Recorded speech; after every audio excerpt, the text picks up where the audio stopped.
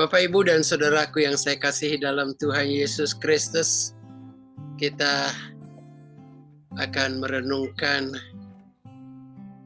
kebenaran firman Tuhan yang menjadi santapan rohani bagi kita pada saat ini. Yang menjadi judul daripada renungan pada pagi hari ini adalah damai tapi gersang. Gersang tapi damai. Sebelum kita membaca firman Tuhan, mari kita berdoa sejenak. Kami bersyukur kepadamu ya Tuhan, karena Engkaulah Allah kami yang memberikan segalanya di dalam hidup kami. Kami akan merenungkan kebenaran firman-Mu.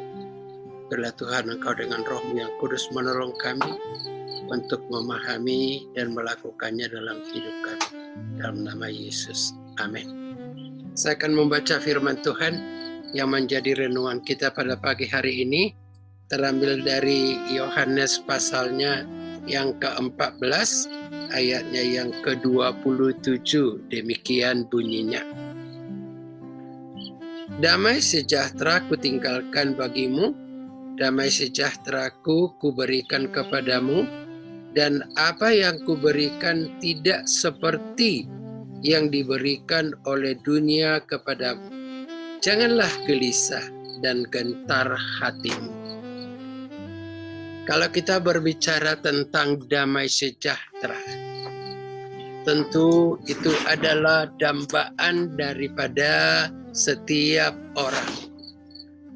Karena dapat kita katakan bahwa apapun yang kita miliki di dalam hidup kita, kalau tidak ada yang namanya damai sejahtera, itu menjadi kurang berarti, bahkan menjadi sia-sia dalam hidup kita.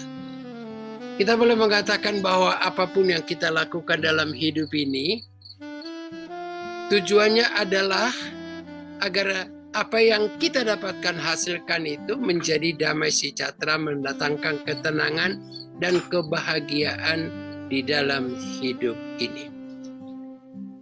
Firman Tuhan berkata, Yesus berkata, damai sejahtera yang kuberikan kepadamu tidak seperti yang diberikan oleh dunia ini.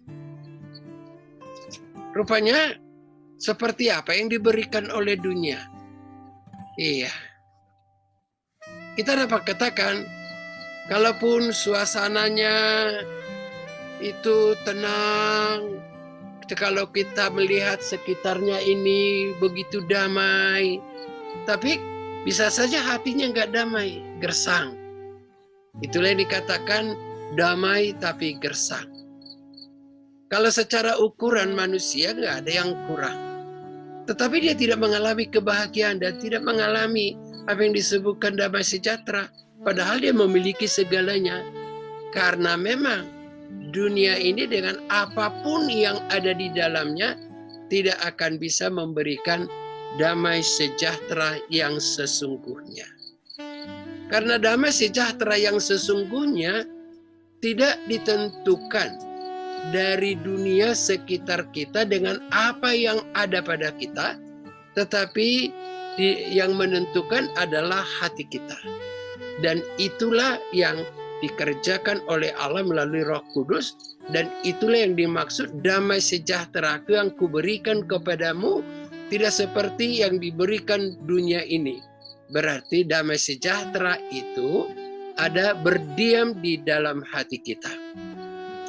Kita ingat lirik lagu mengatakan, ke gunung-gunung ku naik-naik mencari damai, ke lembah-lembah ku turun mencari damai. Tiada kutemukan dimanapun, kutemukan hanya di dalam Yesus. Yesus jawaban bagi setiap hati yang merindukan damai sejahtera. Damai sejahtera yang Allah berikan kepada kita itu berdiam di dalam hati kita, dan itu tidak ditentukan oleh dunia, keadaan sikon di mana kita hidup. Itulah sebabnya dikatakan gersang tapi damai. Bisa saja suasana, keadaan di mana kita berada, bahkan keadaan kita secara manusia tidak menyenangkan. Tetapi jika damai sejahtera yang daripada Allah, berdiam di dalam kita, kita mengalami kedamaian kalaupun di tengah-tengah kegersangan hidup. Itulah yang disebut gersang tapi damai. Tentu setiap orang mendapatkannya, dan itu hanya dapat kita temukan di dalam Yesus.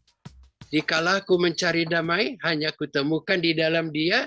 Dikala aku mencari ketenangan, hanya kita temukan di dalam Dia.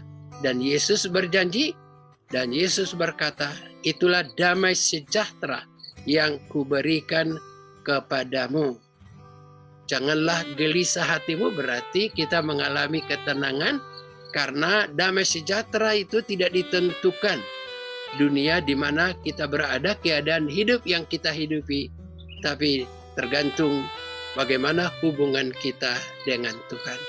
Kiranya ini mendorong kita untuk semakin mencari damai, menikmati damai hanya di dalam persekutuan bersama-sama dengan Dia. Kiranya Tuhan memberkati.